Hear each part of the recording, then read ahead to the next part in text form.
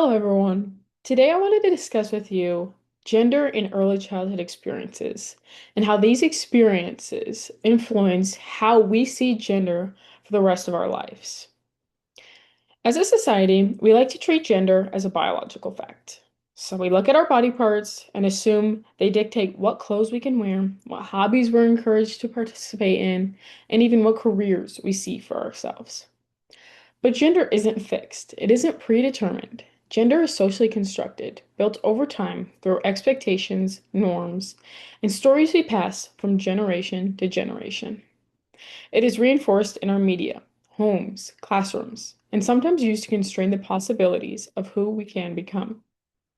And if something as vast and influential as gender can be constructed by society, then it can be shaped intentionally and thoughtfully, starting from the earliest years of life. Did you know that by just the age of 2.5 years old, children have a sense of their own gender? This means changing the way we socialize gender isn't something we can postpone. By the time children reach kindergarten, they've already absorbed gender cues around them and begun to see the world through their own pair of gender binary glasses. Think back to the last time you interacted with a child. Was a child a girl or a boy? What did the two of you do together?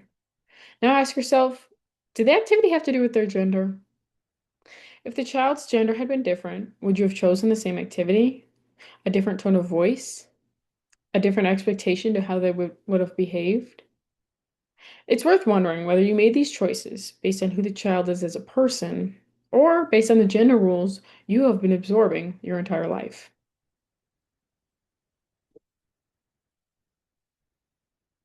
By making seemingly small decisions, passing a toy truck to a little boy and a baby doll to a young girl, we're not just choosing toys, we're sending messages.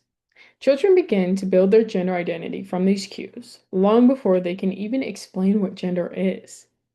As Wade and Free remind us, learning gender rules simply is a part of growing up. And children learn those rules quickly. They start connecting girls with softness and boys with strength and roughness. Over time, these patterns shape not only how children see themselves, but also what they believe they're allowed to do, who they're supposed to become, and what parts of themselves they're encouraged to express or hide. So, what can we do differently? Well, first, we can offer children a variety of toys and activities, not just the ones tied to their gender. Research shows that this can broaden their skills and interests.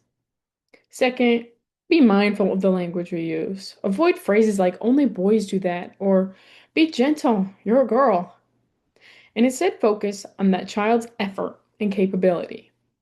Children can absorb these cues early, and they can shape how they see themselves. Third, expose children to stories and role models that break gender stereotypes. Characters from TV shows and books have strong influence on the modern child. When children see girls driving trucks and boys caring for dolls, it helps them recognize that there is no right way of being a boy or a girl. These counter stereotypical examples reduce rigid gender thinking. Finally, we can parent in a way that avoids gender expectations. That means giving all children a chance to express every emotion, take responsibility, be nurturing, and be bold. It means that showing them that chores and caretaking belong to everyone, not just mom. Parenting in these ways supports more flexible attitudes about gender and allows children to grow into who they truly are. Think about it. We all interact with children, whether it be as a parent, teacher, aunt, uncle, cousin. That means that we all have influence, whether we realize it or not. As Wade and Free remind us, life as it is can be challenging. So we follow the rules and the gender patterns we see around us. Too often, we default to these patterns out of habit of simplicity. But the opportunity to push past these defaults and make a change in our modern society. As a teacher, I'm reminded that my influence matters. Children watch, listen, and absorb for more than we realize. Yet that influence is not mine alone. It belongs to everyone part of that child's world.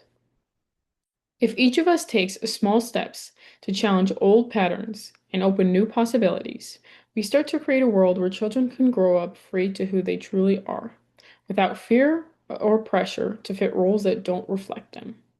Change doesn't happen alone, it happens together. How will you use your influence to help a child feel free to be themselves? Thank you.